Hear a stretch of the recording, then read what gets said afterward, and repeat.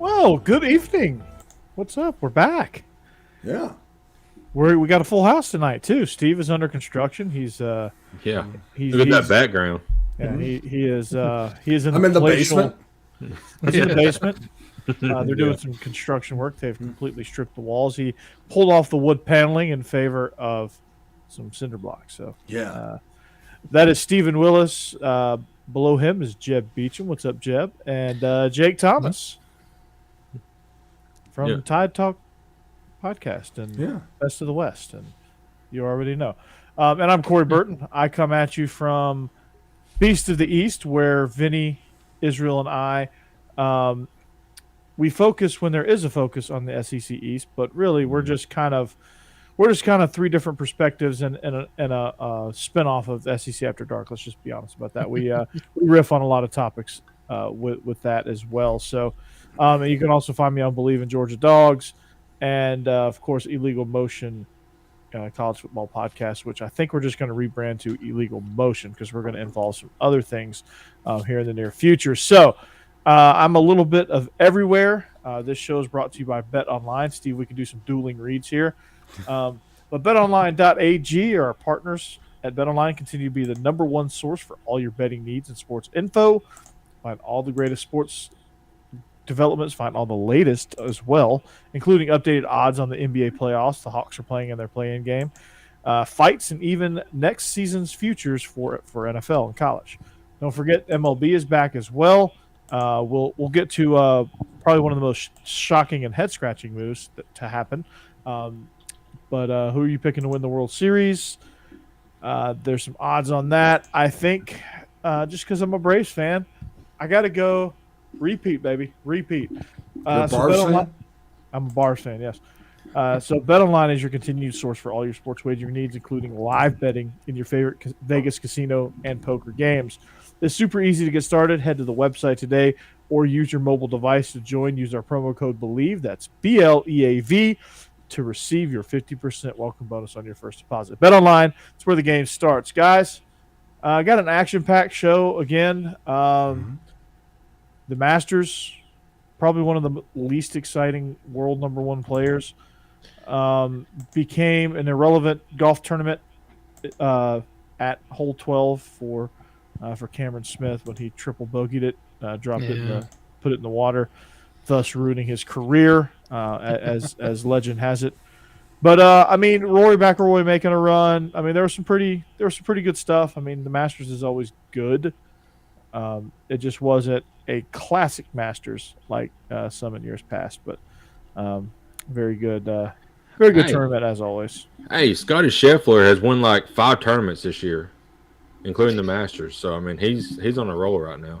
Oh, he's hot. He's hot as a firecracker. But yeah, he's just so methodical, and he's just so like even keeled. It's not like for TV wise, it's not exciting. But I mean, he's well deserving of the number one ranking. That's for sure. Absolutely. By the way, this is my birthday week. So congratulations! It's tomorrow. So. You're turning 29. Yeah, I'll be 31. So you're 29.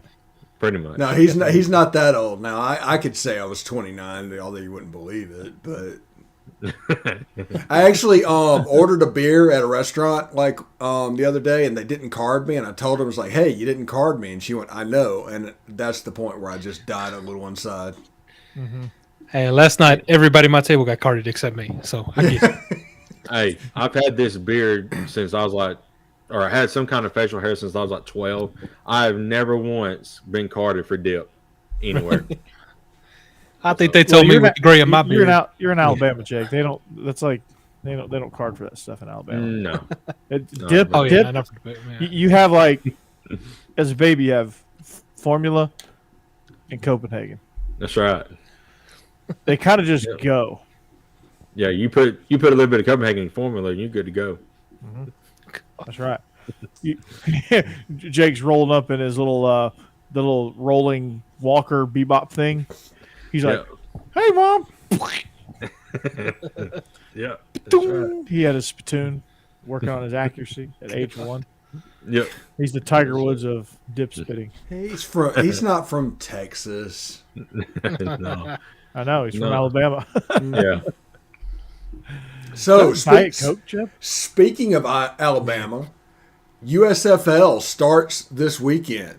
The first game Saturday, the New Jersey Generals versus the Birmingham Stallions, and these these top shelf teams debuting, and then a triple header Sunday, including the last game with Jordan Talmu and his former Ole Miss Rebel self and the Tampa Bay Bandits taking on I don't know who they're playing, but we'll see. It's going to be great. I'm excited about that because Ole Miss's quarterbacks that they signed in 2016 and 2017 ended up being like picks number 1 and 2 in the USFL draft.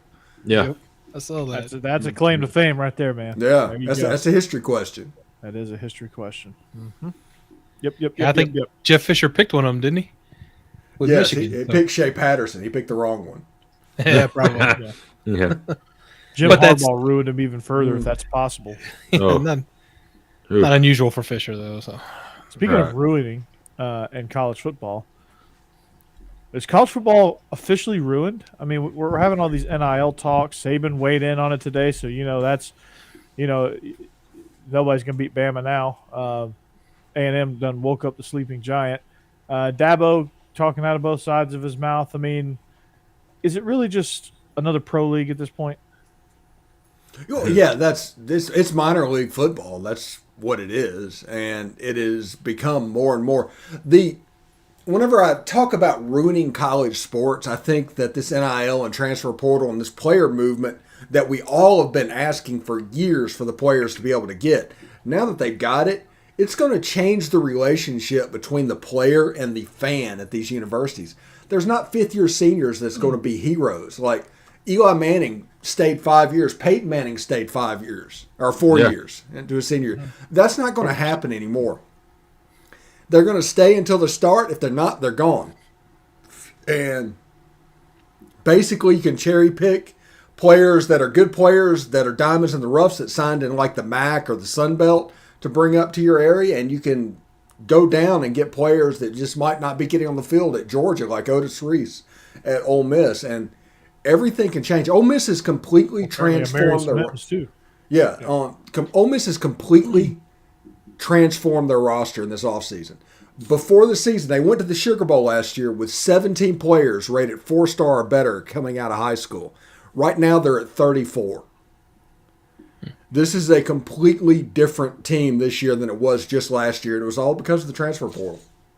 Yeah, I mean, it's there are obviously advantages to it. I mean, I think when you look at player movement and doing what's best for the players, if the whole argument of if the coaches can move, players can move, and if there's money involved, you take that excuse away. And if a player's just not happy in a situation, like let's say they sign and their coach goes on to coach somewhere else, and they should be able to leave. However, I think with NIL, with transfer portal, all that stuff, you've got to put a little bit of regulation on it so that it doesn't completely have this complete roster upheaval, right? Yeah. John, I mean, maybe, but I mean, what we've talked about before, look what Southern Miss did in the portal.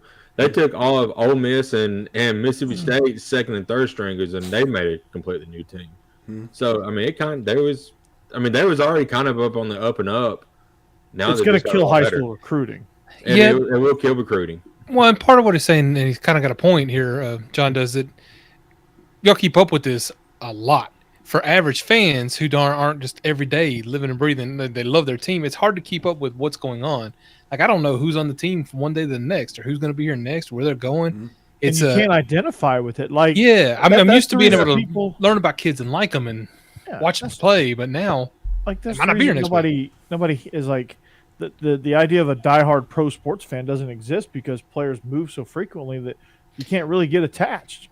That's why people jump from team to team and team. You know, in the NFL, the NBA, not necessarily Major League Baseball, but like that's why so many people are like, well, I'm a Lakers fan now. Okay, well, now I'm a Heat fan. Now I'm this fan. Like they just go to like you see what I did there? They're front runners. Yeah, they just go to where all the talent is, right? Not me. Because that's what they identify with. And, people have their different reasons. But if you can't identify with players, it's going to be kind of hard to root for that team. It's hard to be as passionate. That is true. Because I love the Titans, but I'm more passionate about the Vols. But I get more invested in the kids because they come in, as 18-year-olds and watch them play for years. And they kind of grow up in the program. Yeah, and then you're all proud of them when they get drafted and all that. But now, and that's been the cycle. They come in, they grow up, they leave. Come in, they grow up, they leave, and that's kind of the cycle. But you know that once you get them, more than likely they're going to be there. It's not the case anymore. Like, you're like, okay, we're going to be set here. We have a junior starting, so this freshman's going to come in and he's gonna learn. He's going to be back. That doesn't exist anymore. Like, it's just going to be freshman football. Yeah. Also, John, you're talking about Southern Miss is never going to challenge Alabama, but here's the point. They don't have to. That's not what they do. Now, the question is, are they going to challenge Louisiana? Are they going to challenge Coastal Carolina? And the answer to that is probably yes. That's what they're trying to build up for. You take SEC cast-offs and you're there. I mean, they're trying to get to a bowl game. They're trying to get attention to their program so that they can be the best in their conference, which I think they're Sun Belt now. So, and the other thing that you mentioned, John, I would love it the SEC become its own league and got rid of the NCAA because the NCAA is garbage. Yeah, can't argue with that. I mean, they have to exist to be garbage. Well, that's a good point. Also, the two coaches that are coming out talking about the ruining of college sports are people that are established on programs that are currently at the top of college football. When Clemson's coach and Alabama's coach is worried about them slipping, that might not necessarily be a bad thing. Now, there's always a slippery slope. But the people that want the playoff to stay at 4 is Clemson, Alabama, Ohio State, and teams that are just pretty consistently invited to the party. If that goes out, you can't recruit to it, and all of a sudden they're a little bit less dominant than they were. But that isn't necessarily a ruining college football thing. I think that's a good thing. But if it stays at 4 and they're allowed to recruit and become even more dominant, like the rich get richer, that would ruin college football. Yeah, because there's 4 teams and everybody else is just kind of playing just to play. Especially for a team like Ole Miss and the SEC, Alabama and Georgia are fighting for that playoff spot. I mean, it's pretty consistent. What are they even playing for? Yes, Ole Miss went to a Sugar Bowl this year. That's really great, and that's really fun for an Ole Miss fan. But at the end of the day, they're trying to get to Atlanta and then move on to something else. Yeah. And that's part of playing in that league. I mean, Alabama's just on top right now, but when Saban retires, it's gonna all even itself out. It's gonna be cyclical. I mean, you're gonna have Florida's gonna come back up to the top of the pile at some point. Tennessee will come back up to the top of the pile at some point, and it'll just cycle. Now, what I think ought to happen is if they're going to tinker with playoffs, I ought to think they go to the high school model and have classifications like P5, G5. And then your FCS, your everything from FCS below, I think is in good shape. But I think you gotta split FBS into 2 classifications so that you can have more interesting football. I mean, just think if there was if you had G5, P5 national champions and a tournament, like 12-team tournament that went with it, you would have some good football. The G5s could recruit to the G5 playoff and a G5 national championship, right? And that's not a downgrade in that. I mean, it's just a 2A state champion and a 6A state champion in Georgia is the same. They're state champions. Yeah, North Dakota State. There's nobody complaining about what's going on recruiting wise there. No. Yeah. No. I mean, it is what it is. I mean, Valdosta State is just then as much of a national UCF champion as would really Georgia. be a national champion, other than beating a 7-win Auburn team or whatever they did in the Peach Bowl. Probably not. They'd probably lose to BYU or somebody. Yeah. I don't know, man. Like I think they ought to look at that. I mean, that's if you want to make college football better. I mean, come on. Yeah. People might stay at these G5 schools if there's a national championship. Yeah, and people that point to the playoff and it's like Georgia blew out Michigan and Alabama blew out Cincinnati. See? That's the stupidest damn argument ever. Yeah. It's not even built. Those games might not ever happen if it was constructed in a different way. It's completely dumb and is not any sense. It's basically confirmation bias. They decided that it needed to be 4 teams or 2 teams, and they're going to use whatever as an example of why that should happen.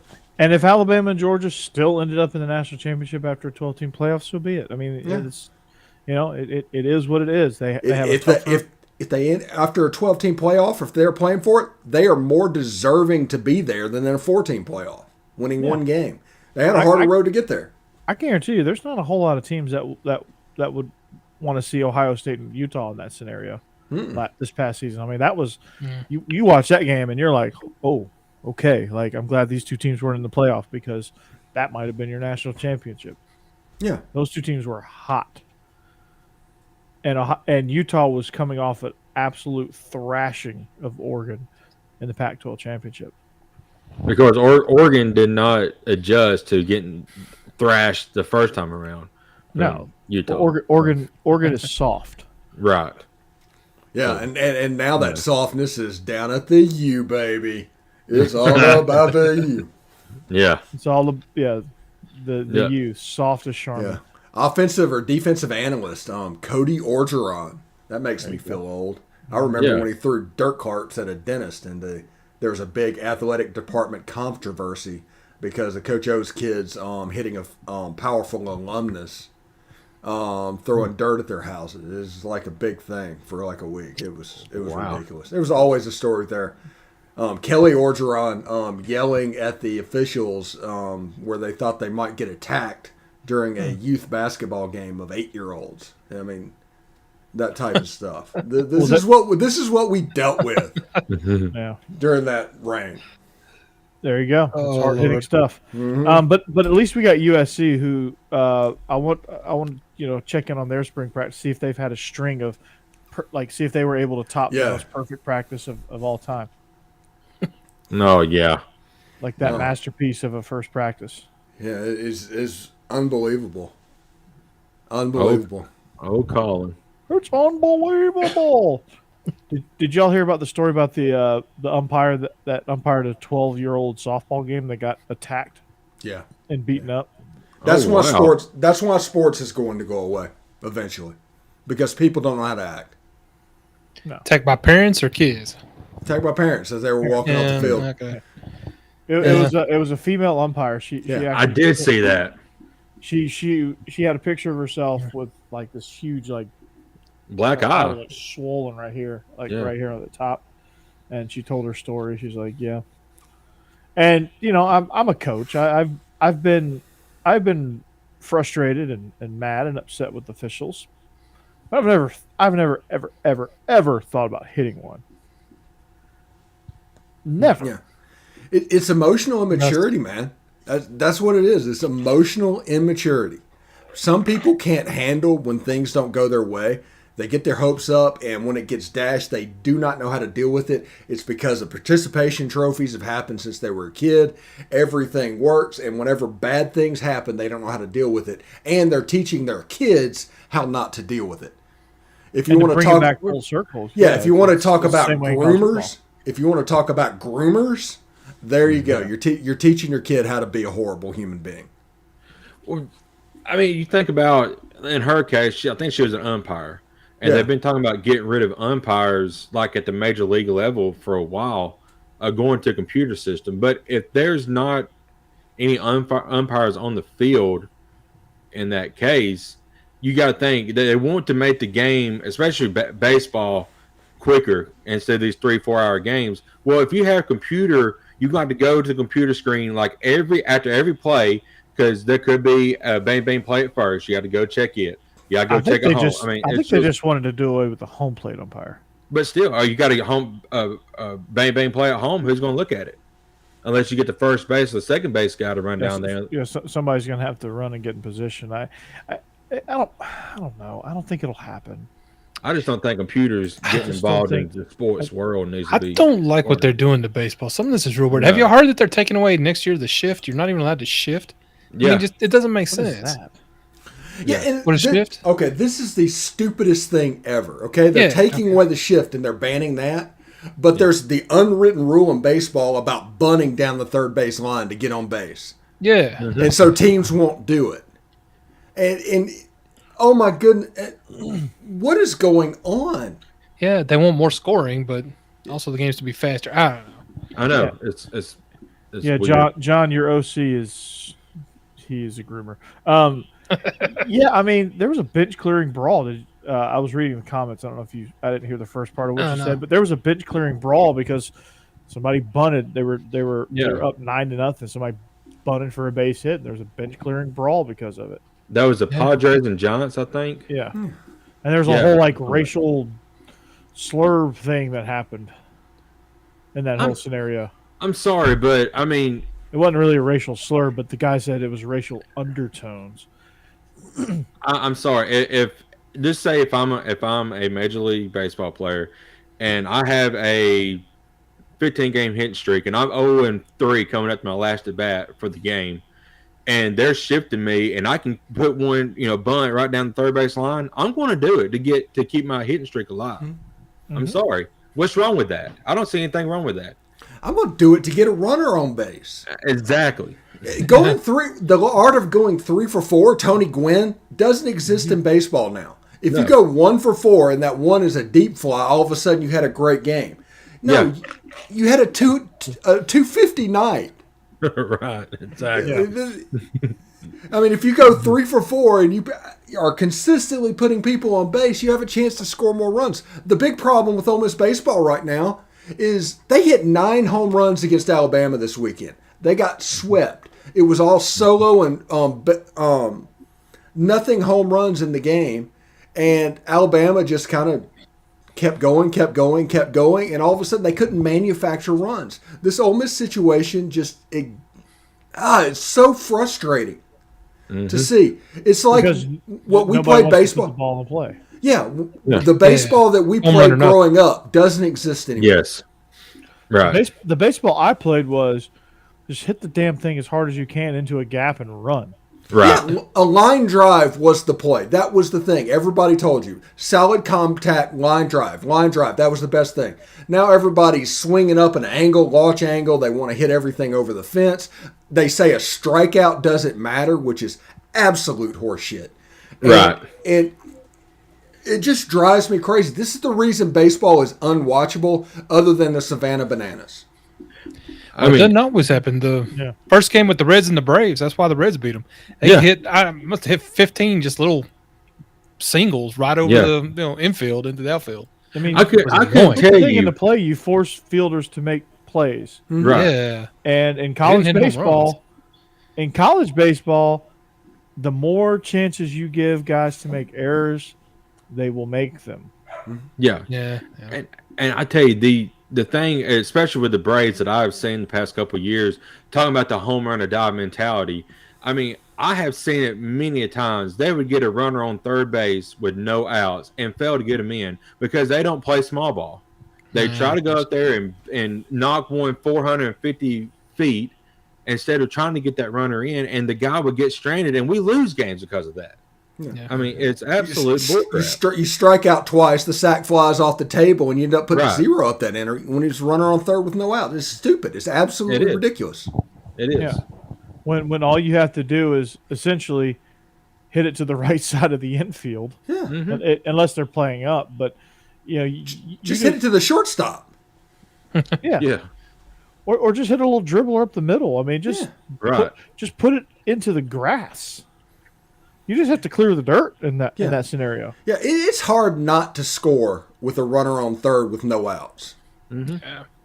I mean, the Braves have done it plenty of times. Suicide squeeze. Yeah.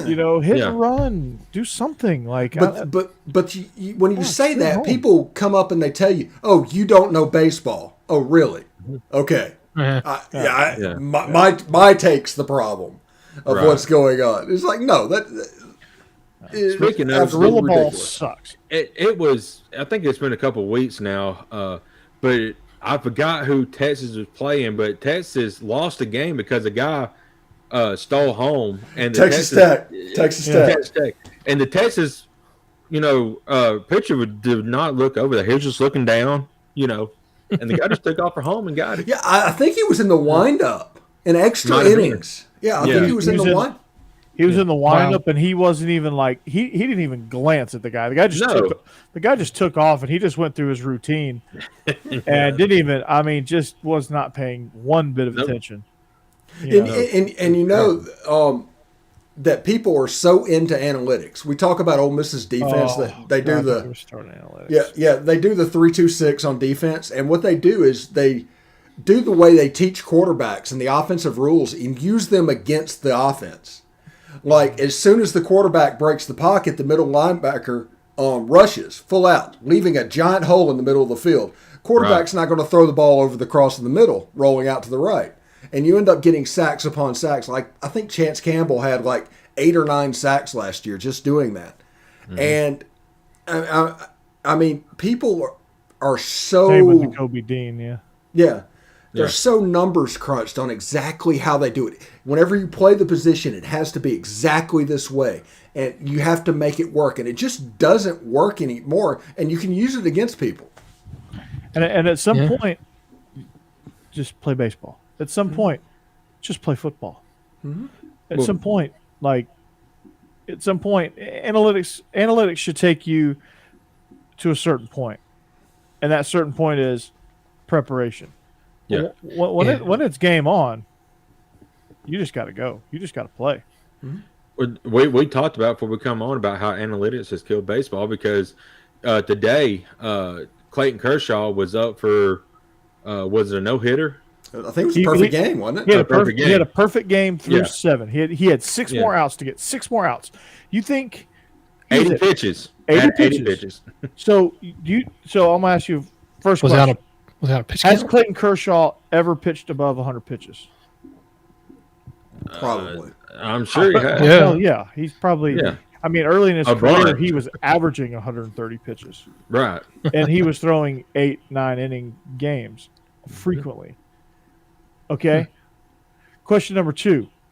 Do you think the way that Minnesota was hitting, they were down 3-0, they probably weren't going to see a deep count because they need to get aggressive swinging. Do you think he would have thrown 25 more pitches for 6 outs?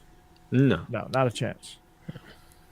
But Dave Roberts has no testicles, and he decides to pull him because he said pitch count. But the kid's got a perfect game.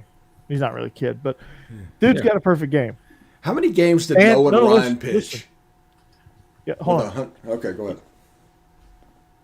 It's not like this is like your 5th starter or like the guy from the bullpen that you brought in to spot start.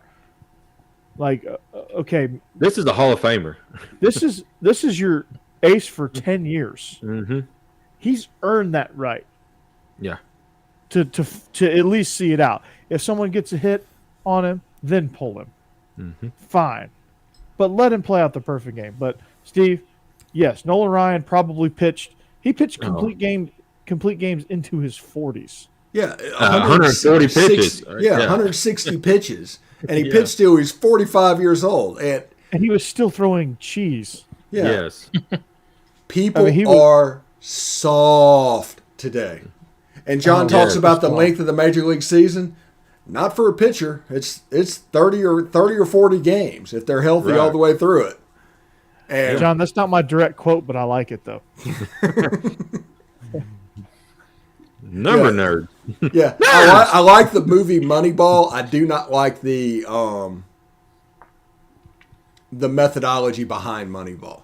Yeah. Because it's right, because it makes the game less interesting, and it's basically killed baseball. It has. I think if you use analytics right, it can be really good for you and give you an advantage of winning baseball and putting runs across the plate. I think there's some genius to it, but I think it's gotten way out of hand to where, like, managers used to make decisions on instinct and gut feeling and feel of the game, and they were baseball people. And now those people have since retired, and what's frustrating is that Dave Roberts is a former player. Mm-hmm. One of the best moments of his career was stealing second in the ALCS to spark a rally to get Boston from a 3-0 series deficit to the Yankees to go on and win their first World Series in 100 years. Yeah. He's the one that sparked it. Why? Because Terry Francona on a whim said, "Hey, screw this. We got fortunate that Rivera walked us, so I'm gonna put Dave Roberts in here. We're gonna try to steal a run. We're gonna put pressure on Posada. We're gonna put pressure on the Yankees to get us out," and they didn't. Right. And it changed the pressure tide on of the that series. defense. And analytics would have never done that, probably. No. If you look at Lane Kiffin, and we're going to change it over to football for a second, when he goes for it on 4th and 12 on his own 35-yard line, he's going to blame it on analytics if he doesn't make it. Everything's going to be analytics. There's no book in the world that would tell him to go for it on 4th and 12 on his own 35. So sometimes watched the coaches Kevin use Kelly. it. The excuse of analytics. And, it's one of those things like, sorry, it was the book. And it was like, really, 4th and 12 from your own 35. Okay. Okay. Right. No, you're reeling at that point. Yeah. Nobody believes it. But analytics causes Matt LaFleur to kick a field goal in the NFC Championship and never get the ball back and lose the game. The only analytic argument I will hear from anybody on any subject about anything in sports is Dave Aranda kicking a field goal at the end of the Oklahoma game to win by 10, because for tiebreaker purposes, he needed those points. Yeah. All right. I mean, I don't. You can if you can explain it, great. John, you think about the SEC championship game. I mean, Georgia. I'm not saying all analytics are bad. No, Georgia did not pressure Alabama whatsoever in that game, and they got their ass handed to them. Fast forward to the national championship game, they started blitzing, and they blitzed hard, and it became successful. And look what happened: Georgia whipped Alabama's ass. So there you go. Yeah. And it didn't matter that 2 receivers went down. Right. But Jake, I did have to have a chuckle at the thing you were looking forward to is to see who the wide receivers are going to be. Yeah. I had to have a little chuckle at that because it's like the hot button thing with that. Well, you only won because our 2 receivers went down. Oh my gosh. Yeah, I'm sitting there. Every time someone says it to me, somebody said it to me the other day, and I was like, "Yeah, it's Alabama." Like that is the program that has the least excuse for not having 2 more stud receivers ready to go. We did not have them coached up ready to go. No, you didn't. And we'll get to it, but this spring and this little spring camp that they've been doing, they're getting everybody some time. I mean, Dan Lanning was not relieved of his duties. He got this thing called the Oregon head coaching job. Right. And he was busy doing that. So they handed over play calling to the new defensive coordinators who are already on staff. Muschamp. Muschamp's the defense coordinator.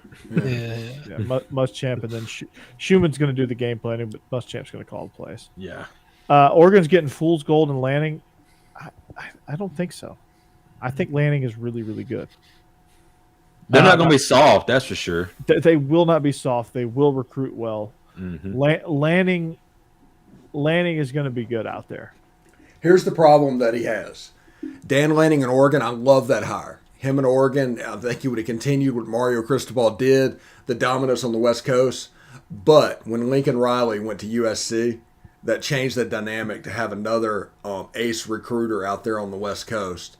And we'll see if Dan Lanning is going to recruit at the same level that even Mario Cristobal was able to get to, because Clay Helton, Georgia Southern's coach, he's probably at the right level now. I'll just leave it at that. Well, California's a big state, bro. Yeah, but yes, Oregon was coming down into Los Angeles and getting players that SC normally got. That's the reason Oregon became dominant in the Pac-12. Now, that's going to change a little bit. It's going to be diluted. Instead of 12 4-stars that Dan Lanning can get, he might only can get 8.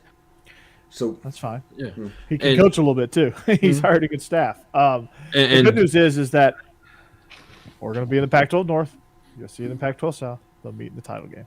Oh yeah, Alabama and Georgia proves that this can be done. I'm just saying that Oregon has made a living in USC's territory, and will Lincoln Riley be able to that's push that off?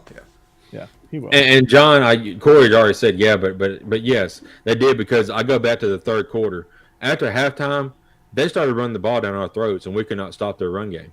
And that went well into the fourth quarter as well, where they took pretty much all the time off the clock in the fourth quarter. I think Dan Lanning was still a part of the staff. Right. He still had a lot of hand in the game planning aspect of it. He just didn't call plays. Man, I saw a lot of Will Muschamp in that game. You did.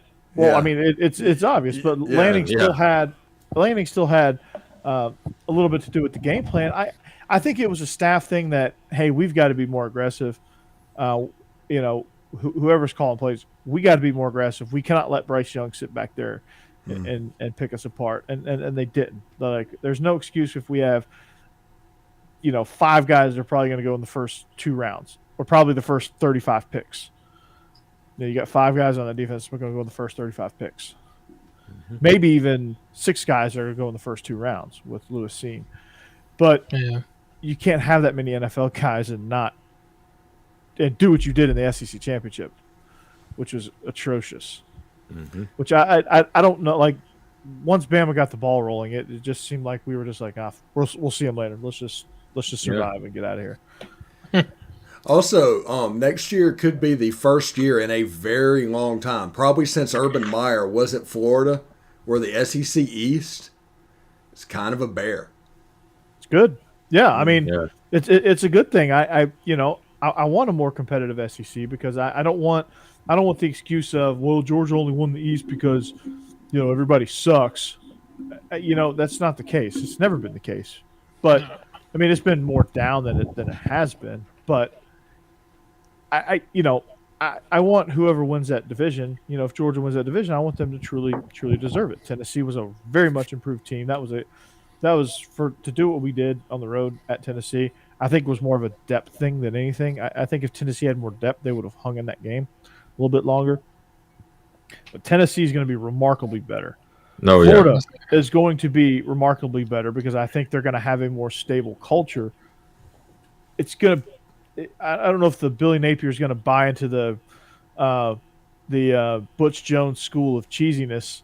He kind of already is, but I hope that doesn't spread too far. Then Kentucky is. They're not going anywhere. They're just a solid team. Yeah, they're not going anywhere. Yeah. They're not going anywhere. South Carolina's getting much, much better.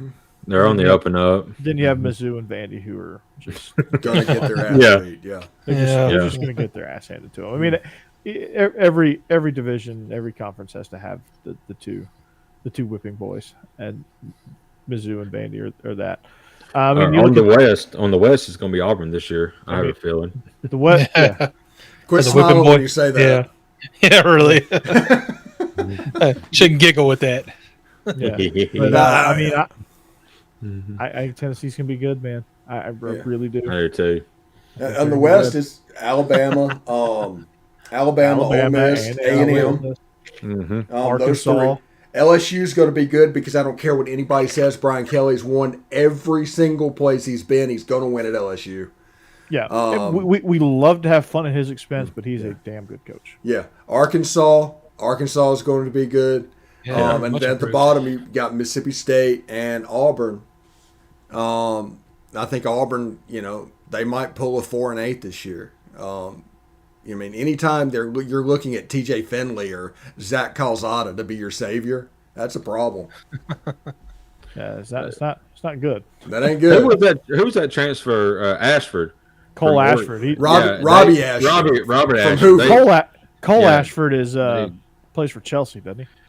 They said he had a really good spring game at Auburn. They said he may come for Calzada's job. Yeah, why not? Just give it to him. Yeah, if they're smart, really. Auburn will really look at Robbie Ashford moving forward. Yeah. If they want to win, they probably need to. Yeah. Calzada, TJ Finley. If TJ Finley takes anywhere near a snap, this is a 2-win season for Auburn.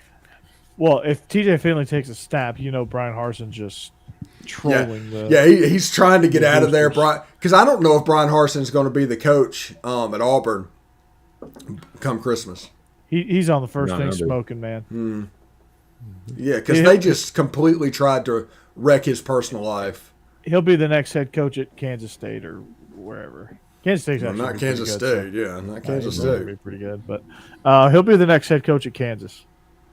Also, I love that. Speaking of Kansas football, basically between Kansas and Kansas State, it's like 2004 football. If you want to go back in a time machine and see what football was 20 years ago, watch a Kansas State game. Leopold versus Kleiman. Mm-hmm. Love that fucking murder ball. Love it. Love it. Mm-hmm. Love it. The Big 12 was like, what is this crap? And Baylor's running that too. Remember when the Big 12 we all used to joke about the Mike Leach or all those guys throwing the ball over the yard? Man, Baylor just flat out lined up against Ole Miss and Ole Miss's defense just eventually broke, but they played a good game. But Baylor's like, we don't care if we get first downs. We're going to run it 3 times and punt if we have to. And then we're going to put our defense on the field. Grunt and punt. Mm-hmm. Yeah. But, the Big 12 just got better because JT Daniels is going to be burning couches next year. Country roads. West Virginia, yeah. Dude, I made a comment today that his picture that they put of him committing, he looks like the perfect moonshiner. And he may get a chance. He looks like an extra in Wyatt Earp. Yes. Yeah, exactly. He might disappear into them hills. That's right. Yep. Never to be heard from again. He has a plan, guys. He has a plan. That's right. And also, this is SEC After Dark, but I am so looking forward to the Sun Belt this year. I am going to watch Sun Belt games this year. That's SEC Junior. Yeah. Yeah. The Fun Belt. Yeah, the Fun Belt. Moonshining idea. I mean, come on. Like, look at. I mean, James Madison's going to come in. That's going to be fun. Coastal's always a fun team to watch. Marshall coming down. Marshall's coming in. You'll have Georgia Southern. Georgia State is a much improved team. The Mustard Buzzards. We'll see what they can do with their whole new team. I mean, there's just tons of fun, man. Texas State with Jake Spavital. Yeah. Louisiana. Troy's in that. It's the Fun Belt. Yeah, I love that conference, and I'm going to watch those games. It might be on tape delay, but I'm going to watch those games. Mm-hmm. Yeah, I mean, if I'm the Fun Belt, I'm putting my Fun Belt game of the week on Wednesday night. Yeah, on Wednesday night, me sitting out in the pool, floating with a beer in my hand, watching USM versus James Madison. Let's get it on. Let's do it. Wait, are you doing the show from the pool now? Oh, that one I have no show to do. On Wednesdays? You quitting? Well, I'll make sure my show is already done. I mean, you quitting us? You We retired? did this at 8:30. That would probably be going on like at 8:30. Yeah, seriously. Oh, we were live. Wait. I'm going to come do our show. I'm just saying, he did from say 7 I've seen you to go to- 8:30, I can I've be seen able you to crawl out of the float pool. around. Hey, I'm With here a for beer it in if you my want to do it hand. from the pool. I mean, you get that wireless microphone, put a little You know, back I- around it. you man. know, You I might be onto something. Just I like wearing a Speedo. I could absolutely, Or do. I could Whichever. absolutely do a show from the pool. You should. I figured out how to logistically do that, and one of these days for like a post game pod or post game live, I'm going to do that. But I have figured out honestly how to do you that. I wearing just a need a Lane cameraman. Are you wearing a Lane Kiffin Speedo? No. I need a land shark one though. I think. Yeah. Yes, you do. You need a cameraman to follow you around. Yeah, I just need a cameraman to do all the work. Jake, John, I'm always big time in those guys. Don't say now. Yeah, I mean, he's got a private jet and all that. I Yeah. mean, come on.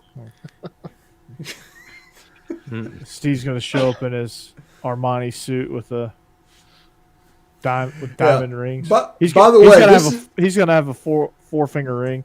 Yeah, this is a 9-month-old T-shirt, by the way. It looks like I got it in 2002. 9 months old. Well done. Yeah.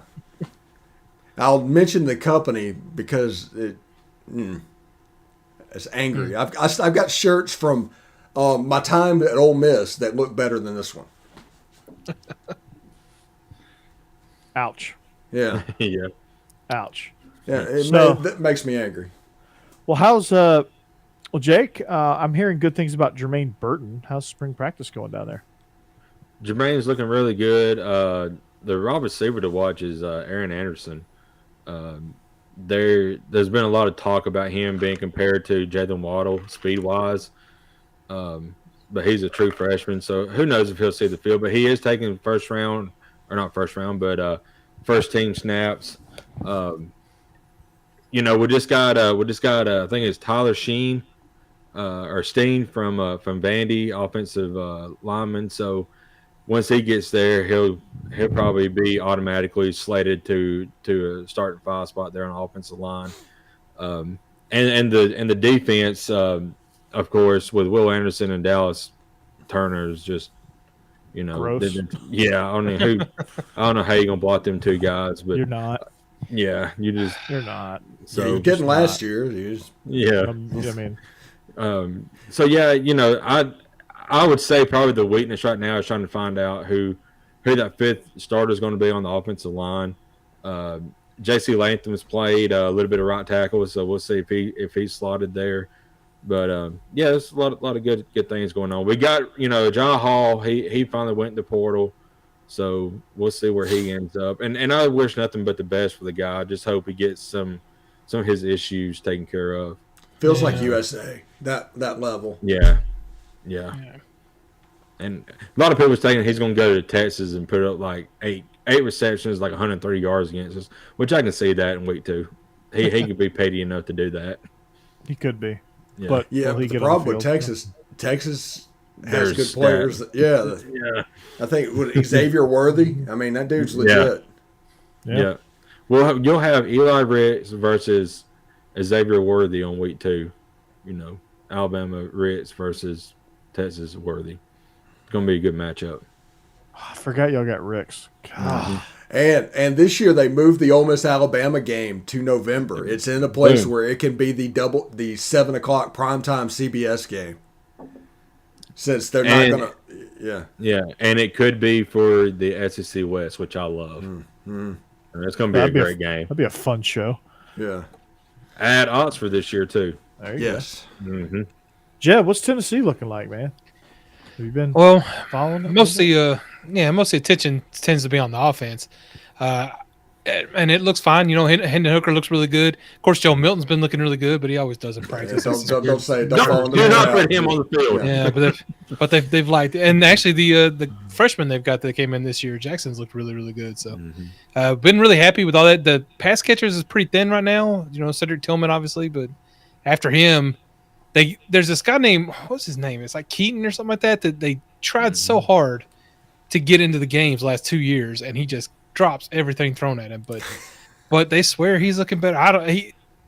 he had a lot of balls thrown his way. So I mean, if he starts learning how to actually catch a ball, he could be good. Is Tillman going to be the next Velus Jones? I mean, who's going to take that role? No, they've got a little guy named Hyatt who's really fast, and is another one that last year they wanted to get involved a lot, but he also had a little problem with drops. So is my man Walker Merrill? Is he gonna? He should actually play. So yeah. What's the deal with Brew? Did Brew make a decision?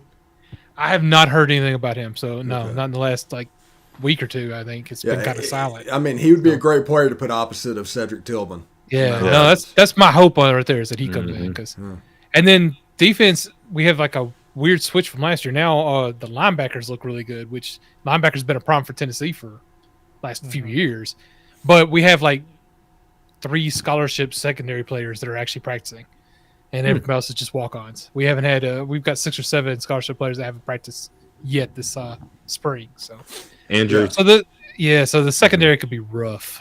That's what I'm worried about. By the way, in college football these days, whenever you have an open scrimmage, it's become in vogue to have injured players to where people can't come in and see exactly what you're doing. And the open practice is primarily just for recruiting. They want to see you have fun. They want to see what's going on, but you don't actually show anything. The closed practices are actually the places where they're doing everything. Yeah. Well, I hope something special is going on behind closed doors then, because it's looking a little rough in the open practices. But I don't know. And it's again, I'm relying on other people to tell me this because I haven't been able to watch any of it.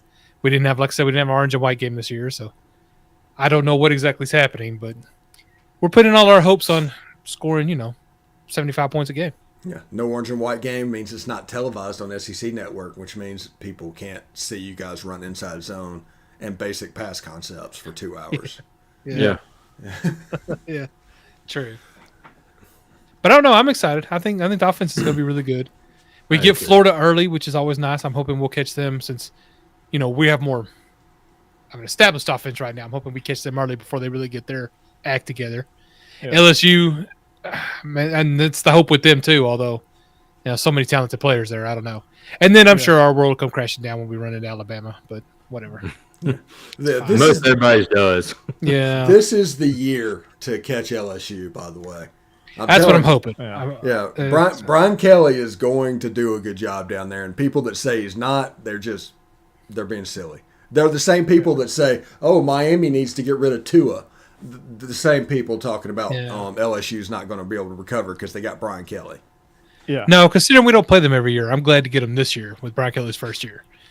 And early enough in the season that maybe he won't have that all pulled together. And that's the only hope. Yeah, there's a chance Ole Miss walks into that game 7-0, and Tiger Stadium will be an absolute zoo that night. Oh yeah, yeah. Is that before the Bama game or after? Yeah, that's before. Yeah, there's a very good chance. Both Alabama and Ole Miss can be undefeated when they meet each other. That is insane. Yeah. Wow. And very likely too. Yeah, very likely. Yeah, then Ole Miss goes to Fayetteville, which means if Ole Miss can beat Alabama, they can drop that Fayetteville game because I am fully expecting Ole Miss to lose to Arkansas in that game. Yeah. Oh. There you go, Steve. Well, speaking of Ole Miss, Steve, I mean, obviously the Luke Altmaier Jackson Dart battle thing is that's a thing. But what else is happening? Well, that is the story amongst Ole Miss fan bases. Everybody's surprised at how well Luke Altmaier has done in this early stages of competition with about a week left to go in it. And currently, Luke Altmaier the lead hasn't even shrunk that Luke Altmaier has over Jackson Dart. This is going to go into the fall. But like I told y'all earlier, it was always going to go into the fall. They're going to make this sound and make this look like Luke Altmaier has a chance so he doesn't transfer away. Luke was pretty solid last year. I mean, when he had his chance. So I like Luke Altmaier. He's a tough guy, and he's approached the spring ball like a Drew Brees type quarterback. He's very mechanical with his stuff, super efficient. And then you got Jackson Dart, who's the Brett Favre, who thinks he can make every throw at all times. Yeah. And so it's an interesting dynamic. The other player that stood out last Saturday was Ladarius Tennyson, the transfer from Auburn, who is replacing and playing the Jake Springer role that Ole Miss had last year. Kind of kind of the hybrid linebacker. If they run a 3-2-6, but if it's a 3-3, that linebacker that turns into a D-back, that's what Tennyson is playing. Isheem Young is not. He's out this spring, so he's not even there. I think Ole Miss could possibly have a top 3 in the SEC defense. Oh wow! Nice. Yeah. Wow, that's pretty bold. I mean, that's kind of why I think Ole Miss is going to be a scary pick for that spot against Alabama, playing for the West in November. I mean, they're going to be much improved. I mean, if they had a mediocre defense 2 years ago, they had a chance of winning the West. Yeah. They were just a shit your pants game away against Alabama this year from being a factor in the West. Mm-hmm. And in the Auburn game, Matt Corral and all the wide receivers were injured, but Auburn counts that as a win. Well, they brag about winning that one. Ole Miss had no skill position players, but they don't talk about that. You remember it was just 2 years ago in that 2020 game that Alabama Ole Miss game was just back and forth, and people say that was Alabama's best offensive, team they've ever had. Yeah, and I mean, Ole Miss was right there with them the entire time until.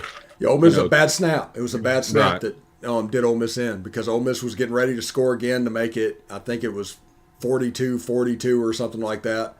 Yeah, And it was a bad snap. Ole Miss ended up having to kick a field goal. Alabama went down and scored a touchdown. It turned into a 10-point game. And yep. and they just never recovered. yeah, and they never recovered. Yeah. I mean, unfortunately, for Auburn, they won a conference game. They were fortunate with injuries. I mean, Ole Miss has still got to have stuff ready for that contingency plan. So, I mean, it is what it is. Yeah. Not Auburn's best win by all means. And If not Ole Miss's Miss, worst if Ole loss Miss by all didn't do means. analytics the whole game and just kick the field goals, Ole Miss would have won the game. Right. But they kept going for it on 4th down inside Auburn's 20-yard line. Yeah. And, there you go. Yeah. But what do you guys want to know about Georgia? I'm curious how you're replacing all these players. You had so many guys. I mean, I'm sure you have great talent behind them, but I don't know who they are. So, I mean, people like Jordan Davis. And, I think when you look at the defensive line, you got Zion Logan, Jalen Carter, who in no stretch is Jordan Davis and Devontae Wyatt. But they've had good spring practice. It'll be different. It won't be as creative as it was last year. Because you're going to have a lot of youth there. Who is the James Cook on this team for next year? Oh, Kendall Milton. He's going to be the guy that unlocks defenses. Him and Kenny McIntosh are going to be outstanding. Yes. Okay. Yeah. I'm not worried about the running backs whatsoever. Well, James Cook is he turned into a 220-pound wide receiver. You put him out there. He was such an elite player and all different things. Yeah. I don't know if McIntosh or Milton, they're built that exact way. McIntosh is bigger than you think he is. Well, no, I'm talking about as a receiver when you can split him out, the versatility that comes with those running backs. Yeah. I think they're in there. And then you take away a Jermaine Burton. And Yeah. I think Georgia's going to have a little bit of a feeling out process. I think AD is going to have a good year. AD's going to have a big year. And Lad McConkey's going to have a big year, I think. Yeah. You bring him back. Dominic Blaylock was dominant against Auburn 2 years ago before blowing out his ACL. He hadn't been the same, but he's had a really good spring practice. Kyrus Jackson, not quite what he was 2 years ago either. He'd been battling injuries and recovery, and he was never the same, although, I mean, he did play last year, but he just wasn't the same. He looks to be back a little bit. You get a few guys back from like long, big-time injury stuff. It's going to take some time, but, I mean, there's some talent there. We just don't know exactly what we have. Then Eric Gilbert has been apparently much improved. I mean, he's a big tight end, but you can split him out kind of in that Kyle Pitts type role. Yeah, he's back. Yeah, he's back. Okay. Yeah, he's back. And apparently, he made academic player of the week. I think. He's the matchup problem if everything works. Yeah, I mean, I think as long as he keeps his, shit together, he'll be okay as long as he doesn't have any more, personal issues, which knock on wood seems to have a lot of that figured out now, and has gone through the whole process of mental health rehab and things like that. I mean, he's just he's just kind of messed up. So, but Kirby Smart let him take the year off and get the help that he needed to get, and got back with the program, and he's doing pretty well. Darnell Washington is doing well. I think he was on the verge of transferring, still might. Brock Bowers, of course, he hadn't really done much in the spring. He hadn't done anything in the spring, actually. He had shoulder surgery right after the national championship game. 23 personnel. This is going to be 1982 Georgia football. Yes. And you got Todd Munkin calling it, so it's going to be like 23. It's going to be like if Wisconsin ran pass plays. That's what it's going to look like. Like Paul Christ might actually watch some Georgia football this year to kind of say, "Oh, that's how you use 23 personnel." Okay, there you got it. So quarterbacks, I think obviously Stetson has been he's been stellar. Has he set up his NIL deals to set him for life? Raising Cane's. Yeah. He's going to go to law school, dude. He's going to be just fine. Who's his backup? Right now, it's Carson Beck. Right now, Carson Beck's the number 2. But Brock Vandegrift. You mentioned earlier that he was a transfer threat. I mean, Brock Vandegrift's right on his heels, but as of right now, it's not a solid number 2. It's kind of like he's the number 2 just because that's where he's listed on the depth chart. Honestly, I think Vandegrift's going to overtake him in fall camp. I think it's what's going to happen. Or like if Vandegrift has a better G-Day game, he'll come out of spring as the number 2, and Beck will probably transfer. Oh, did y'all see the stats over this past weekend at Clemson's scrimmage to where Cade Klubnik absolutely just blew away DJ Mungale or whatever his name? Good, because I can't pronounce his name anyway. Good, But, the true freshman, the kid out of Texas, had an unbelievable day. And also the kid from Alabama, the class of 2023, got committed to the Clemson Tigers. There you go. I mean, I knew Clemson wouldn't be – I mean, they were 10-3. I mean, how down were they? I mean, they kind of sucked on offense a little bit. But I think we're going to find out this year. We're gonna really find out what Dabo's made of, because he loses Venables, and of course he never really recovered after losing Jeff Scott. Tony Elliott pulling the Arch Manning visit at Virginia. Yeah, Tony Elliott. That's right. I forgot Tony Elliott left. Oh, that was impressive. Yeah. And a lot of people don't know about Arch Manning, but like every aunt that he has is a UVA grad. And his sister there, something like that. His sister and his mom. Yeah. It's just a weird thing. But the women in the Manning family just all go to UVA. Yeah. Well, I hope he keeps it to just the women. Except for Queen Olivia, who went to Ole Miss, obviously. But yeah. So I think even Peyton's wife is from UVA. It's crazy. Yeah, it is. Yeah. Well, they have a chance, I guess.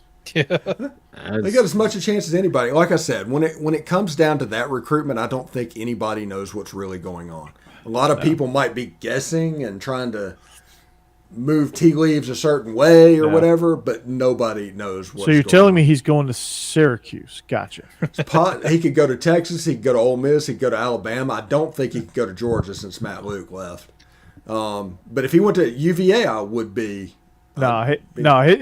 Let's be honest about the Georgia thing. His number 1 relationship is Buster Faulkner at Georgia. Well, the Manning's number 1 relationship was Matt Luke. Yeah, but Buster changed that. Yeah. So I don't know. I have trouble seeing Virginia. Buster, former offensive coordinator at Southern Miss. Go Mustard Buzzards. Mustard Buzzards. Yeah. Mustard Buzzards. But I mean, it's been well known that the Manning family has called Buster by name in articles about how good of a recruiting job he's done and how Who good wrote those articles? BusterFaulkner.com. No, I mean, you read like, John Arch can get a huge NIL deal wherever he goes. Do not worry about NIL when it comes to Arch Manning. Yeah, I don't even think it's about that. I'd be surprised if he went somewhere where he didn't have a chance to really compete for a title. for a championship. I mean, Virginia's not going to win a championship with him. It's just not going to happen. Well, they might. I don't know if they can get talent. They'll win around the him. ACC. Yeah, well, they might could win the ACC, but not go to the national championship. They were 2 years ago. They were in Orange Bowl. Two years ago, they got blown out in the ACC championship game. They could have been in the playoff. But they got blown out. So They got blown out. Because That quarterback for Virginia, Clemson team was ridiculous. he either looked really good or he looked sorry as hell. yeah, Yeah, it was this weird dynamic that he was almost like, from another UVA quarterback, Aaron Brooks. That's who he reminded me of. That's perfect. I'm Perfect. I'm not saying I think he has to go into the SEC. I think he'd want to go somewhere where he really has a chance, because that seems to be kind of a thing with him anyway. I mean, what happened with Eli and the whole New York Giants thing? Seems like they want him in bigger markets where he's getting his exposure and actually has a chance to win. Now it turns out the Giants were never a good chance. You think to win when Eli Manning was drafted to the Giants, did they say, "Hey, I want to go to the Giants because they're a well-run organization and they win"? No, I think no. I want to know what happened whenever they visited the Chargers. No. When they visited the Chargers, what happened that let Archie Manning just like, no, there's no Marty way. Schottenheimer the Chargers. happened. The Chargers were a terrible run organization too, though. Yeah, Marty Schottenheimer happened. Yeah, and then they traded away Drew Brees. It's like one bad decision after another. They were that was like they've come out of it now, but back then they were bad. To be wanting to be traded to the Giants that year tells you all you need to know about how terribly run the Chargers were at that point. Yeah, where Kurt Warner was the quarterback. Yeah, I mean, God, the Giants were awful. By the way, that Kurt Warner movie that came out, actually not bad. I was going to ask, is it really good? As far as a sports movie goes, how's it compared to the Kevin James, Sean Payton? I enjoyed that one as well, just because I think about Sean Payton not being able to do anything. But Kurt Warner movie was actually a decent movie, and there's also like Chuck cameos in it. Did you see the dude they got to play Ray Lewis? It's hilarious. I didn't see that. I didn't recognize the actor, but I know you're talking. You're about. not going to, because all he did was just talk noise at him. He was the Dollar General version of Ray Lewis. They would have been better off just casting Ray himself. Yeah. It was actually a good movie, and also Bush League Bolts. That makes sense. That coach when that. Let's see who signed Kurt Warner. Who was the coach? I can't remember his name. Dick Vermeil. Dick Vermeil. He was in that one with Kurt Warner, and he also had a movie called Invincible with Mark Wahlberg with the Philadelphia Eagles. 2 sports movies about Dick Vermeil. Wow, gotta love it. That's impressive. Also, the greatest Dick Vermeil. the greatest sports movie of all time. He was a co-star. Miracle. Okay. I guess we're off the rails now. Let's talk. Yeah, movies. we are off the rails. Miracle. You know, if I watch that movie 9 times out of 10, I'd love it. But not tonight. This time. Not this time. Not tonight. Tonight. I say space. No, I'm just kidding. I don't know. That's a tough question. It really is. I mean, for various reasons, I have my favorites. So I'm gonna have to kind of talk myself through this a little bit. Okay. For obvious reasons that I was in high school at the time, Varsity Blues strikes a chord with me. Because that I was in high school during that time. You want to see the new touchdown Twitter dance? Yeah. Ashton end zone. What I call that? Twitter end zone dance. Twitter end zone dance. The program for obvious reasons because it was just so absurd. Yeah. I mean, it's a terrible movie, but it was just absurd. James Caan starred in it as the head coach. Cain is able. It was a movie about Florida State, but they played in South Carolina Stadium. They played in Williams-Brice. Yeah. That movie was incredible. Remember the Titans? I think. Yeah. That movie was incredible. That movie's a good movie. It is. Very good movie. Friday Night Lights was incredible. I loved Major League just because of the quotes and Bob Uecker. I hate this fucking song. Welcome to Major League Baseball. Sort of. In case you haven't noticed, and judging by the attendance, you haven't. We're actually going to win. That pitch was just a bit outside. Tried the corner, missed. Ball 4. Great movie. That's a great movie. Ball 8. Ball 12. You know what? And for what they are, the Mighty Ducks movies are good movies. I was going to mention that. It's like it's hard to even say Miracle's the best hockey movie. D3 is kind of weak, but D2 is incredible. Like for a sequel, it knocked it out of the park. Yeah. D2 is the best of that series. But listen to what I do. I watch Miracle. Miracle's a very good choice. I watch Miracle and I'll bump Sunday. it up with the 30 for 30 of Miracles and Men. Yeah, you get the real story. And then You get the real story of the game from the Russian perspective. Yeah, okay. All right. I see. See what you did Yeah. there. Any Given Sunday is a great movie too. Yeah, that My one name is actually really It's all about those inches. And I'm steaming. Will it be, man? I got all the ladies. And they creaming. that's horrible. Steaming Willie Beeman. Yeah. I'm just always partial to the comedy, so I like things like That movie's absurd too. like Bull Durham, stuff like that. There's Love Bull Durham. Yes. Major League, just the funny ones. Slapshot. Oh. Rudy. Rudy's not funny. No. Very. But I talking about sports mood that I think is really underrated. Don't get a lot of talk about. Rudy. We are Marshall. Rudy. I love that movie. Oh yeah, that movie's incredible. That movie's kind of like a. Do y'all want to hear a little factoid? Let's hear it. Okay. Yes, John, I agree. Do you know the game that Rudy made the sack at the end of the game against Georgia Tech, the famous sack? Yeah. Rudy only played that game because Joe Montana was a scratch. Oh wow. Really? Uh-huh. Oh wow. Wow. Got taken off the roster, and that was the only reason Rudy dressed. Oh, nice. Huh. Did not know that. I want you to raise your hand if you're a pussy. What's What's this? this? What's this? I just didn't want you to be the only pussy with your hand in the air, Coach. Yeah. Good stuff. Love that. Yeah. Yeah, any given Sunday's completely absurd, and I'm here for it. Did anybody see Woodlawn? What? Woodlawn? Did anybody see it? I don't know that one. No, it's not. I ain't seen it yet either. It's about.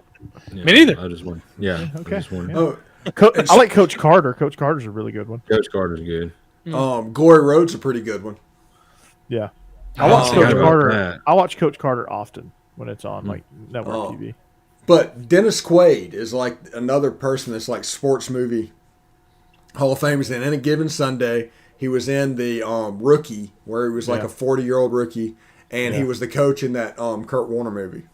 And then 42. He was the coach in 42, wasn't he? I don't know. He was. I thought he was in It might have Yeah, 42. it might have been. He just did sports movies for a time. It's kind of like the Kevin Costner thing where he did Bull Durham, Field of Dreams, For the Love of the Tin Cup. Game. Yeah, for the love of the game was great. Tin Yes. Cup, outstanding. Yeah. Like for sports movies, you almost have to like. It's categorical. Yeah. Like, what's your favorite football movie? Everybody's All American. That was. Hey John, was that the one about Billy Cannon? We'll see if he answers that. Yeah, answer that. Eyeball on the field is a bit excessive. Yeah, Lawrence Taylor's acting debut. Of The Water Boy, because I do consider that a sports movie. Yeah. That is hands down. Happy Gilmore. Yeah. If you're going with those, then I want to pull in Caddyshack too. So. Caddyshack. Yeah, Oh, Caddyshack is absolutely. Caddyshack is outstanding. Days of Thunder. Days of Thunder. Rubbing is racing. Robin's Racing, Yeah. boy. One of my favorite movies. What Days else? of Thunder. What else? Days of Thunder. Love that movie. You had Talladega Nights, if you want to do a funny version of it. Talladega Nights. Talladega Nights. Are those like those thin pancakes? I had Ole Miss crepes this morning. Shake and bake. Yeah. It's like way down on the list of quotes, but it's hilarious. I love that. Blades of Glory. Blaze of Glory is good. Yeah, that's enjoyable. So that is so absurd. It's great. Was it kicking and screaming? Get the ball to the Italians. Yeah. That was similar to Tennessee's basketball strategy this year. That was get it to the Serbians. Yeah. Yeah. If you want an old bad sports one, I like the Ladybugs, which is Rodney Dangerfield dressing up a little boy as a girl, so he play on a girls' soccer team. I love that movie. Hey, Love that movie. Who knew that movie was prophetic? Yeah, exactly. It's I know, right? first transvestite player. Well, anyway. Oh my gosh. Except instead of soccer, it's swimming. Yeah. Oh. Is that bad? I have. And just like in Bugs, they won. Yeah. What about Wilmington? Did you ever watch it? Yes. You know, I did not. I need to see that. I mean, of course, Rocky. The whole Rocky series, including Creed. Yeah. Except for Rocky V. Except for Rocky V. I'm sorry. Him in a street fight, I did not pay to see him in a street fight. Yeah. Especially after Rocky IV and the Russian. You came back and did that? No. Against Tommy Guns or whatever. Yeah. Tommy Morrison. Yeah. He turned out to be the boxer with AIDS. I was like, that didn't work. Yeah. Yeah. No. Did not work at all. Yeah. You come off 4 phenomenal Rockies. Mm-hmm. To you just give that one. completely shit the bed. Yeah. Yeah. But Rocky Balboa is actually a decent movie, even though he's 70 years old boxing. Yeah. It's a good movie. And the next 2 Creed movies were perfectly fine. Yeah. The Creeds were good. Creeds were really good. I enjoyed the Creeds. Then you got all these fighting movies like, the Kung Fu fighting. everybody was Kung Fu. Yeah, like Bloodsport and Mortal Kombat. No, I'm just kidding. It's Bloodsport and Kickboxer. Anything with Jean-Claude Van Damme. Yeah, Jean-Claude Van Damme was awesome. You got Steven Seagal, who was a sheriff in South Louisiana. I'd hate to live in that parish. Yeah. Oh. I think he lives in Russia now. I'm going to take you to the bank. The blood bank. I think Shaq did a little bit of sheriffing. He became a deputy at some point in time. Speaking of Shaq, Blue Chips. Yeah, Blue Chips was a good movie. Nick Nolte is like C-list Gary Busey. Yeah. Huh. Penny Hardaway makes his acting debut. Yeah, and it served him well whenever he got to Memphis. Yeah. He just went on with the script of Blue Chips and said, "Okay, this is how college basketball is." Yeah. I liked when they brought in some NBA players into Space Jam, which was a great movie until they ruined it with a part 2. But. Yeah, oh man, the original of that Sandlot. The Sandlot is a great movie. Yeah, that's You're killing me, Smalls. Yeah, that's a classic. Aspen, Bambino. Aspen Extreme. Yes. Aspen Extreme. It's about that? skiing, bud. Oh, I don't know that one. Oh, neither. and the guy that created, he was an actor in this movie, but he went on to direct Friday Night and create Friday Night Lights. What's the Rock and Rob Corddry show on HBO? Ballers. The Ballers. Yeah. Rob Weiss. Yeah. Was it Rob Weiss? No, it was if you heard the name, you would know it. Levinson. No. It's the guy that played Dexter Rutecki. I even know his name in Aspen Extreme. Doing the bull dance, feeling the flow, working it. Kevin Nealon. Yep. Happy Gilmore. Kevin Nealon and Weeds, underrated. Yeah, that was his best role. I hadn't seen that one. Weeds it's a weird show. I liked it a lot the first 2 seasons, and it just kind of goes way off the rails. But Kevin Nealon is definitely the best part throughout the rest of that season. The rest of the seasons.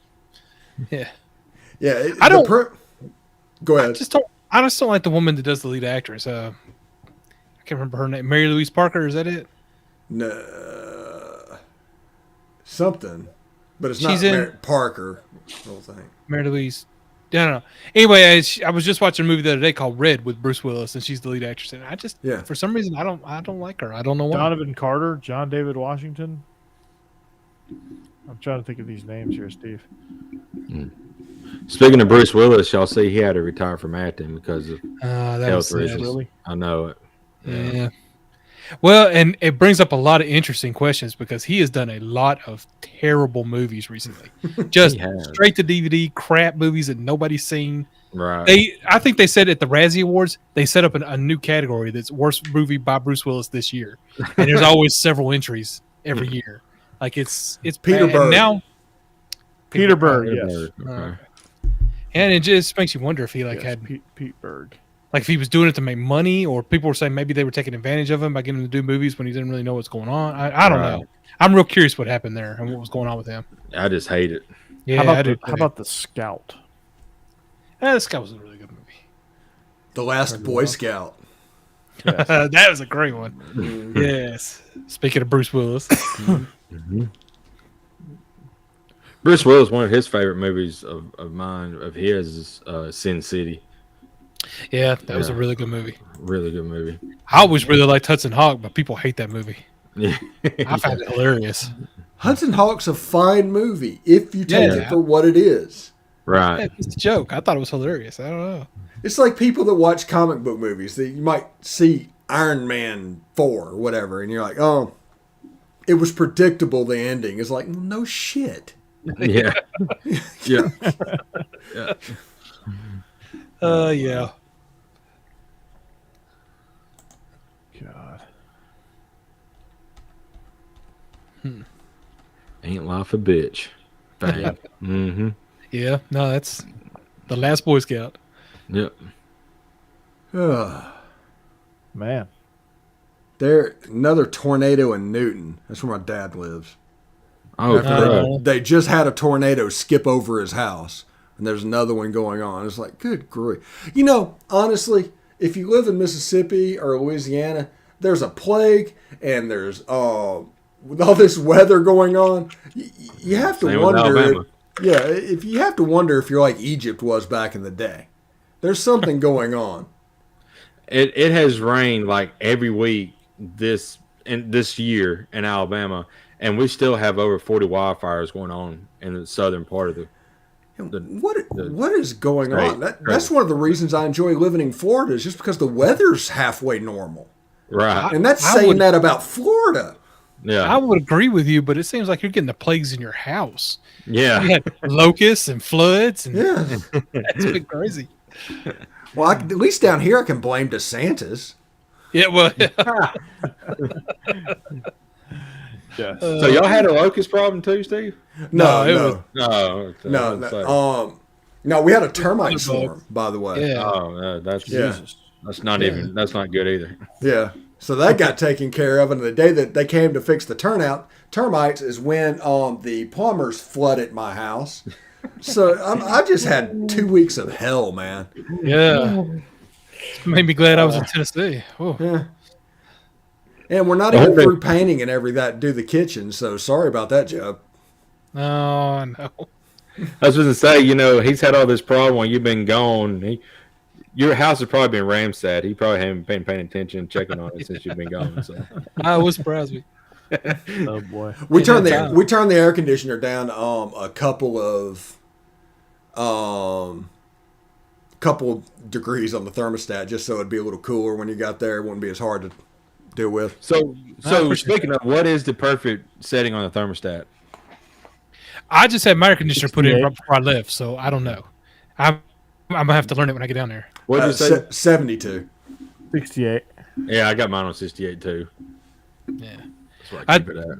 I just think it's different up here than in Florida, so Right. Yeah. I'll figure it out when I get down there. John, same room, man. It's just a different green screen background. I just like the center blocks. Yeah. Next week he's gonna have caution tape up there. Yeah, I'm going to try and find the renovation thing. That's what I'm going for. It's like I'm stuck in the basement doing the show. Yeah. Yep. That's right. Oh me. All right. Well, it's almost 11. We probably need to get out of here. Yeah, we probably do. I don't have to go to bed tonight. I can just stay up like I've been doing all week. So Yeah, there you go. I'm off all week because it's my birthday. So All right. Enjoy it. Nice. Enjoy your 31st birthday. Good grief, man. yeah. But When I graduated high school, you were like 3. I know. Don't remind me. I was telling everybody we had a party this past weekend from on my side, and I was telling them, said people was like, "Oh, I can't believe you're turning 31." I said, "Yeah, but the problem is, I still got like 40 plus years before I can retire. I mean, I'm putting it in perspective here. Yeah. It's gonna be a long time before I can retire. So, yeah, it kind of sucks when you think about it like that." Yeah. Let's see this real quick before we get out of here. Puppy dog years. What's 31 times 7? I'd be dead way in the ground. Yeah. It's still storming here. I guess we're Yeah, I was getting gonna line say after that- line after line. Yeah, It's they. been on for a while. Yeah, mine's fixing to come in. They just put us under severe thunderstorm warning, but the storms are still far out. Yeah, we had a tornado watch until 10 o'clock. It was 10 o'clock, and we're just now getting. 217 years old. God, I'd be about as old as Steve then. Oh, Jesus Hey, Christ. now you're catching on. Now you're catching on. I love Yeah. it. I was the RA in Valley Forge. Yeah, He was the RA in the Crusades. he was the caveman that invented fire for us. Y'all give him some credit. You know, Steve killed the dinosaurs. Yeah, That meteor was Stephen Willis. that's right. Whoa! Oh, there you go. Yeah. There's your good background. Yeah, I want the background next week, like I said, whenever we're doing this renovation. So I'm thinking like this one, very industrial and renovation themed. So I'll try to come up with a new picture next week because I'm using this one on my other show as well. You should get one like with a trailer, so like it's like your temporary set, you know. It's like a construction trailer. Yeah, Just put a thing back there with a tarp on the roof. Yeah, there you go. you're like outside. Yeah, Next week would be the perfect one to do from the pool. it would be. It would if it would hurry up and warm up. You're in Florida, bro. Yeah, no. It's been like every fourth day it'd get down below 50 degrees, which makes the pool water too cold. That's crazy. Yeah, It's Florida. It's absolutely ridiculous. It's Florida, man. It's always warm in Florida. What? But it looks like the temperature going on is like 89 degrees and then low of 68 or 69 degrees. It's gonna warm up quick. Yeah. So Yep. By the way, I think Amari Smith is going to sign with Florida State, so thank God he goes to the ACC. But that's going to be great for Florida State. they're a quarterback from away from being tough. Florida State and Miami is about to become a real deal, and I feel sorry for Clemson. Ooh. But do you though? Ooh. Do you? Yeah, they're about to become a real deal. As long as Mario Cristobal, he needs to bring back the original Miami jerseys and not the Adidas bastardized version of the Miami jerseys. What about the softness? What if he brings that from Oregon? What's that? What if he brings back he brings down the softness he had at What Oregon? if he? I mean, he probably Yeah. already did. Well, yeah. that's Yes. true. I mean, Who is their offensive coordinator? It's a They good have- question. yeah, it's a good question. I'm not Yeah, sure. they hired somebody that didn't really fit. I thought That Rhett fit what he Lashley. did at Oregon. No, Rhett Lashley's the head coach at SMU. That's yeah, right. that's right. Let's see. Miami football coaching staff. Google. The Googlies. I think the SEC is getting tough now. I mean, Clemson's run that conference for several years now. But if you think about it, Florida State ran it for 25 years before then. Yeah, they did. They have a department of Hurricane Global Partnerships Legends. Oh my gosh! Wow. Lou Ferrigno is the senior associate AD, Performance Health and Wellness. Whoa! Just lightning flash. Woo! That was I heard that one. Nice. Oh, Josh Gaddis is the offensive coordinator. That's right. He went down there from Michigan. Oh, my dog is going haywire. Ooh, they have Mike Rumpf on staff. Edwin Pata. They got some people from the U now. They got Kevin James to come down there. That was the Ole Miss running backs coach. Yeah. Ed Reed is still there. Oh, I thought you were talking about the actor. I was like, what? Yeah. I was impressed. Now he thinks he is Sean Payton. Malkoff is now the running backs coach. I was like, damn, okay.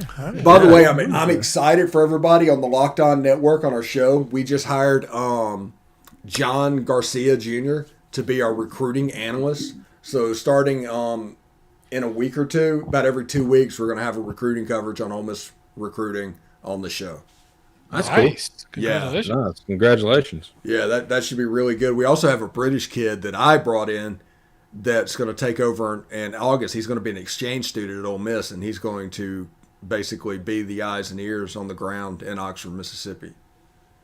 All right. Nice. Yeah. So yeah, we're growing like crazy. He's also going to have a weekly spot on the show as well. Awesome. Yeah, we have Bill Flowers and all that as well. So man, we are growing like crazy. This renovation slowed us down, but I mean the growth was already happening. Right. There you go. Mm-hmm. All right. Well, that's going to do it for us here on the SEC After Dark podcast. We are coming at you on the Bleav Network, on y'all's conference network. We're kind of like doing that whole simulcasting thing. It's working out well for us. So you can hear the audio side on my Bleav channel, Beast of the East. It'll be a bonus feature, so you can differentiate between the two on the episodes. And then, of course, you can find it just about anywhere. It's going to be with the fastest growing nighttime sports show. We say we're SEC, and we mostly are, but we get off topic just a little bit sometimes. And we I'm getting 4,000 downloads a week just for the audio. Nice. For this show. On my what about your podcast channel? I have not looked at the numbers, but Sorry. I'm not sure about ours either, but I will say real quick on a Tide Talk, we're trying to reach 1,000 subscribers before the start of football season, and if we do, we're going to be giving away a $50 gift card. If we get there, we're going to draw a name of all of the subscribers, and so subscribe for a chance to win a $50 gift card. You can use it for gas as much because you probably fill up a tank as much as gas. Locked On Ole Miss, the YouTube channel, the Locked On Ole Miss YouTube channel. If we get to 1,000 subscribers before football season, we're going to do a live post-game show. We're going to do post-game live with Bill Flowers, Ole Miss legend. Nice. That's awesome. Mm-hmm. So go like and subscribe, everybody. Mm-hmm. All of our, and Jeb's got his on. I'm just kidding. Yeah, no, nothing. Absolutely nothing. I'm not even on social media except for this show. On Bleav In Dawgs, we are growing, not rapidly, but we're growing steadily. Ironically, our Facebook page has seen the most rapid growth as far as that goes. We're almost to 1,000 on our Facebook page, which will pump out our content, so that's good. Mm-hmm. So just keep listening there. We're going to have Joe DeLeon from the Bleav In FCS, as well as the NFL Draft Prospects podcast on the Bleav Network. We're going to have him on to talk about the NFL Draft and the Georgia players that are going to be involved in being selected and where he thinks they will fit. So we'll have him. Israel and I will have him on. So stay tuned for that at the tail end of this week. And again, you can find us here, as always. So that's going to do it. We hope you enjoyed. We hope you come back. We'll see you back here next Wednesday. Jake, be safe. Yeah, seriously, everybody. Y'all too. Anybody in the line of these storms, Jeb, be safe. I think I'm out of it. I'm further west than you, Jeb, so I think I'm out of it. I think I'm just going to get a few rumbles of thunder and some rain. But everybody be safe. It's on top of me now. I hear it crazy out there. Oh yeah, we heard it. Yeah, We heard. That was impressive. everybody heard it, Jake. Okay. All right. So y'all be safe. We'll catch you next week. Goodbye. All right, see Bye, you, buddy. And the thunder rolls, and the lightning strikes. Boom, boom, boom. Another love grows cold on a sleepless night. There's a storm.